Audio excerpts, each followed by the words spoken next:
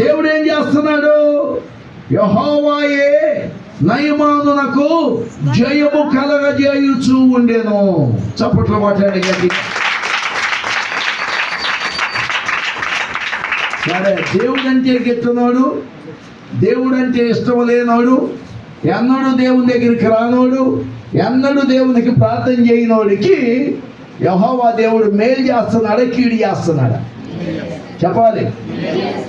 కీడా? ఎవరాడి కీడు అన్న ఎవరు? ఏమా? కాబట్టి దేవుడు ఆయనకి ఏం చేస్తున్నాడు? మేలు చేస్తున్నాడు. స్తోత్రం చెప్పండి. హల్లెలూయా. నయమాను ఎక్కడికి వెళ్ళినా గెలుస్తున్నాడా, ఓడిపోతున్నాడా? ఎందుకు ఓడిపోతున్నాడా? అమ్మో, కొత్త బైబిల్ ఏడో ఉండారు వాళ్ళు. ఇందాకే అడిగే ఉండాడాడు అంటే ఉండమన్నారు, మీరు ఉండారు. నయమాను దేవునికి వ్యతిరేకి, ప్రార్థన చేసే వాళ్ళకి వ్యతిరేకి, దేవుని మందిరానికి వ్యతిరేకి. ఇలాంటి వాడు యుద్ధానికి వెళుతుంటే ఎక్కడ యుద్ధానికి వెళ్ళినా యుద్ధంలో గెలిచి వస్తున్నాడంట. ఏంది కారణం అంటే వాడిని గెలిపిస్తుంది ఎవరు? రిమోను దేవత, యెహోవా దేవుడా? యెహోవా దేవుడు. అంటే ఏంది మన దేవుడు ఎలాంటి వాడు?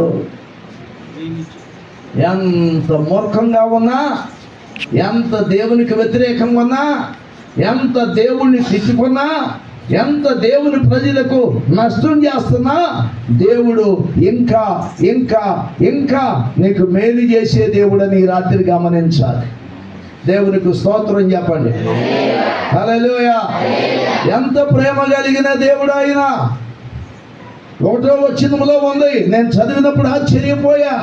ఇదేంట్రా, నయమాను మందిరానికి వెళ్ళనోడు, దేవుడు అంటే గిట్టునోడు, ప్రార్థన అంటే గిట్టునోడు, దేవుని ప్రజలంటే గిట్టునోడు, దేవుని ప్రజలను హింసించినోడు, విగ్రహారాధన చేసేవాడు, వీరికి ఎక్కడికి వెళ్ళినా దేవుడు ఏం కలగజేస్తున్నాడు? జయము. చెప్పండి, ఎవరికి జయం? ఎవరు కలగజేస్తున్నారు? ఎలాంటి వాడికి జయం కలగజేస్తున్నాడు దేవుడు? దేవునికి వ్యతిరేక, దేవునికి అనుకూలుడికా?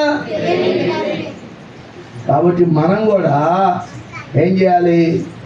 దేవుణ్ణి పోలి మనం కూడా నడవాలి. స్తోత్రం చెప్పండి.